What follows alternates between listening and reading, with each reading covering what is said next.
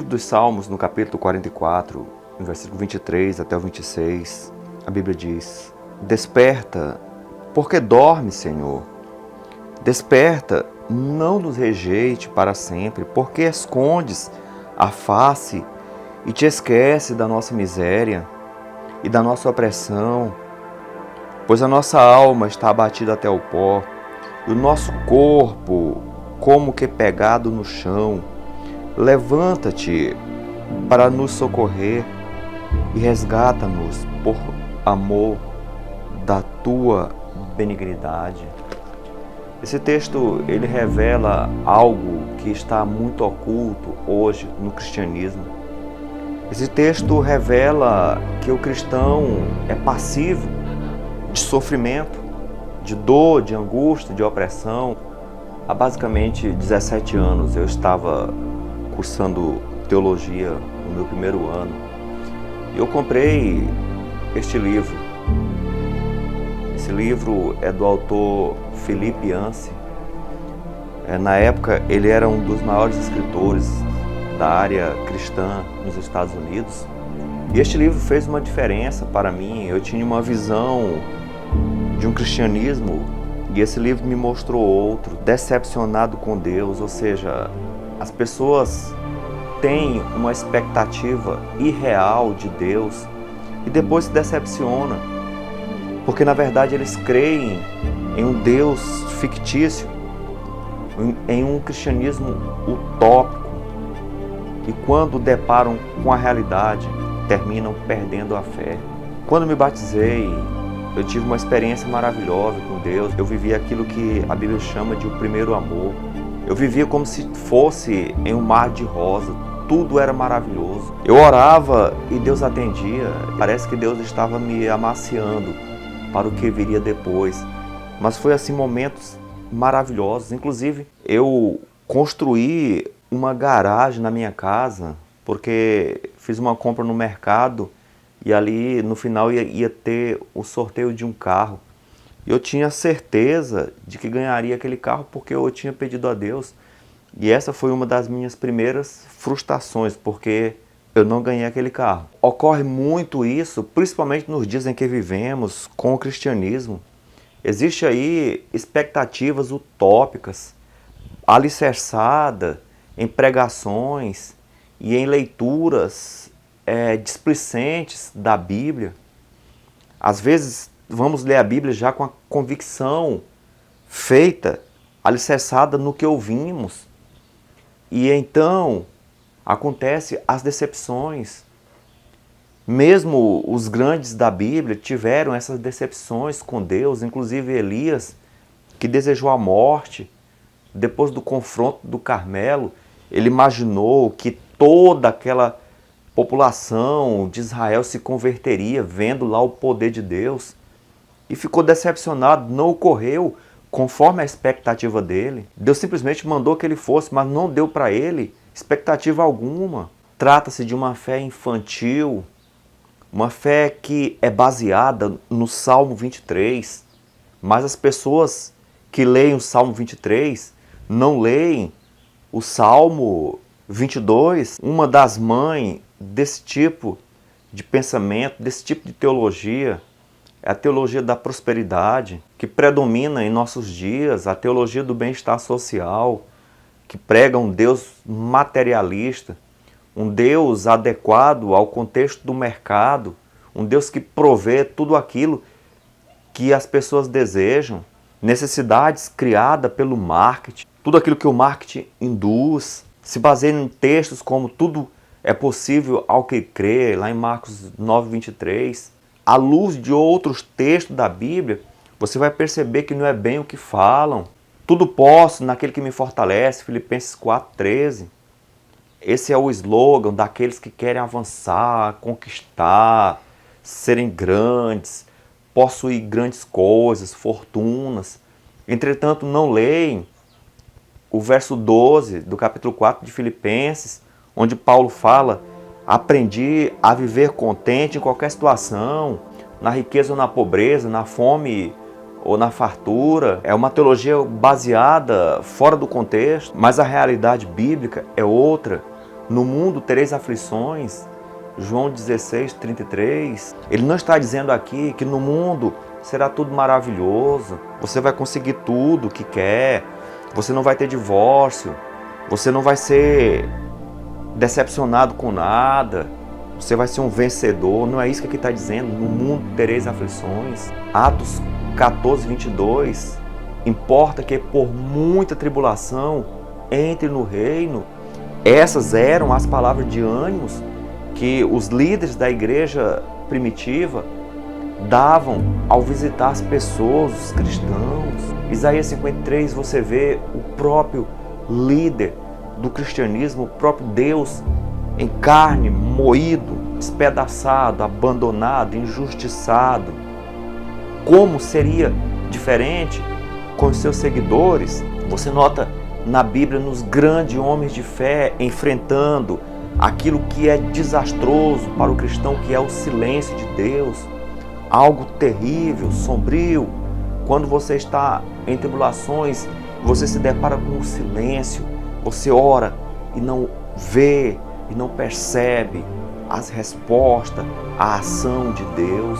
Jacó diante de Faraó, no livro de Gênesis 47, verso 9, os meus poucos anos são maus, enfado e canseira. Abraão recebeu a ordem: deixa a tua parentela, sai da tua terra, e ele vai para a terra de Canaã, numa época de seca, de fome, e teve que fugir para o Egito. Jó, desesperado, angustiado, despedaçado, e ali ele clama o que está no capítulo 23, no versículo 3. Ah, se eu soubesse onde encontrá-lo. Ele estava enfrentando um terrível silêncio, um vazio de Deus, em meio à hora que ele mais precisava. Veja a vida dos apóstolos. Praticamente todos, com exceção de João, sofreram o cruel martírio, além da fome, da perseguição, da dor que enfrentaram, da pobreza. Olhe para José, sonhou nas alturas, sonhou com poder, mas enfrentou a escravidão, a injustiça, a prisão. Amigos, a expectativa divina, a ação divina é diferente da humana. Veja o que ocorreu com Jó. Satanás insinuou que Jó servia a Deus porque Deus dava a ele tudo que ele tinha. Ou seja, Jó te serve porque tu compra a fidelidade dele. E pode ter certeza, se Deus atendesse todas as orações dos salvos, se Deus fizesse tudo aquilo que os santos desejam, todos queriam ser cristãos. Por quê?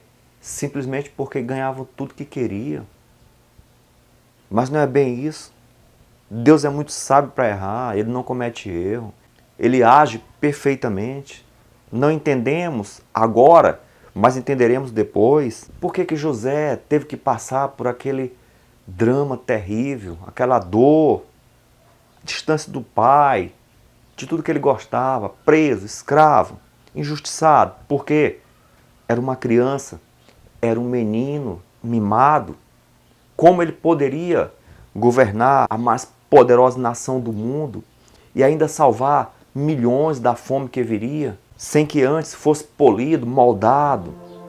Então tudo que ele passou trouxe a ele um crescimento de menino a um gigante da fé. É isso que Deus espera de você, que você cresça, você seja robusto na fé e nunca se esqueça que a prioridade divina não é o mar de rosa nesse mundo. A prioridade divina é te levar para o céu, é te levar para a eternidade. Porque se Deus desse tudo que desejamos nesse mundo, ninguém queria ir para o céu.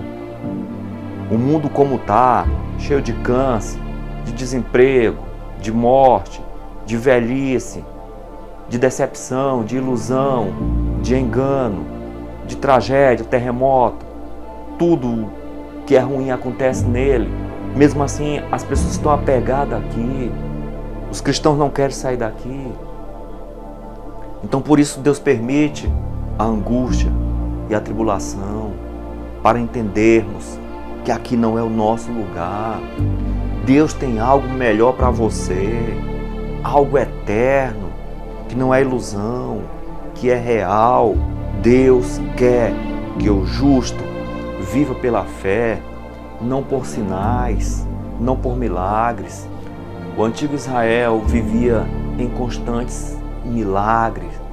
Era o maná caindo do céu, era a água saindo da rocha, era aquela nuvem da presença de Deus ali durante o dia, protegendo do sol, e a noite iluminando, um lugar cheio de serpentes, e eles eram protegidos. Quando iam pelejar contra os inimigos, trovejava do céu, e aqueles inimigos eram desbaratados, mas mesmo assim, eles ficaram viciados em milagres e não em Deus. Eles não amavam a Deus, amavam os milagres.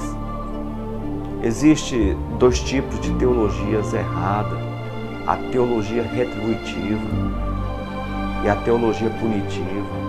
Deus retribui aos bons e pune aos maus. Não é isso? Pode ocorrer isso no final, mas primeiro, o que nós temos de bom?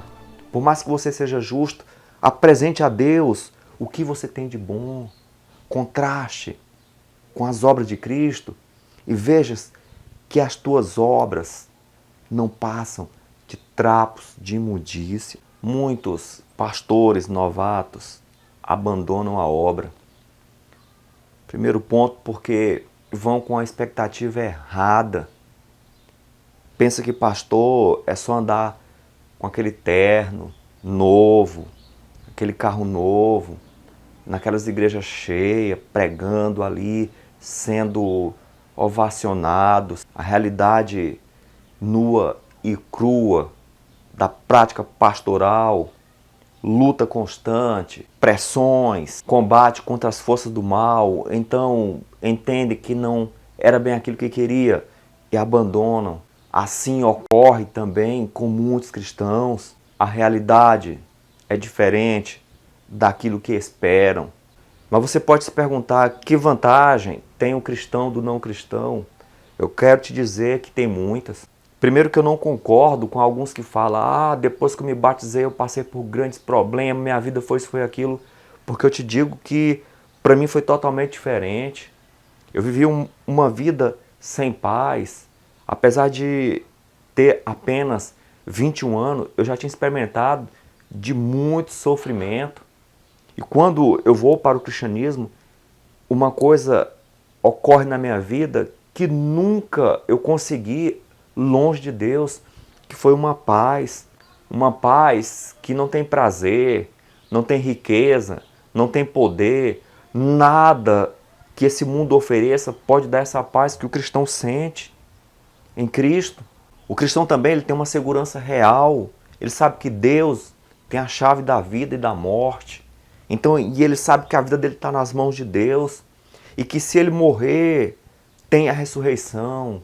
Ele tem a certeza de um futuro melhor. Ele sabe que o futuro dele não é o túmulo, mas a eternidade, para sempre adorando o Cordeiro de Deus, vivendo uma real felicidade que nem sequer conseguimos imaginar. O cristão vive uma vida real, não uma vida ilusória. O cristão tem uma vida mais longa porque ele está longe dos vícios, da bebedice, dos perigos que o mundo oferece para aqueles que vivem uma vida errada. Eu me lembro de um irmão que foi batizado e ele me falou: pastor, eu nunca tive tanta paz. Se eu soubesse que era tão bom, eu teria me batizado antes. Eu consigo dormir bem, eu não dormia. A minha vida é outra. Eu tenho mais amor pela minha família. O nosso lar é outro. Tem coisas que aqueles que não são cristãos não conseguem. Mas também o cristianismo não é aquele mundo colorido que falam. Vivemos em um mundo de conflito. Estamos constantemente lutando contra as forças do mal. O diabo anda como leão, ao nosso redor. Mas uma coisa é certa, estamos constantemente debaixo dos milagres de Deus. E fica uma pergunta: você quer servir a Deus por amor ou por favorecimento? Você serve a Deus por amor a Ele ou por amor àquilo que Ele pode te dar? Amigos, existe o cristianismo real e utópico. Existe o Deus da Bíblia, o Deus real, e o Deus que é pregado, e o Deus que está na mente de muitos. O apelo que faço para você hoje é: conheça o Deus verdadeiro como Ele está na Bíblia, como Ele foi revelado em Jesus, e não o que está sendo pregado. Que você seja um adulto na fé, para que em breve esteja ao lado de Deus na eternidade. Ó Deus, Senhor, muitas são as decepções, principalmente, Senhor, temos diante de nós um falso cristianismo que apresenta um falso Deus, uma falsa realidade. Mas guia-nos, Senhor, no caminho verdadeiro. Revela-te a nós, Senhor, o Deus verdadeiro. Nos dê a tua paz, em nome de Jesus.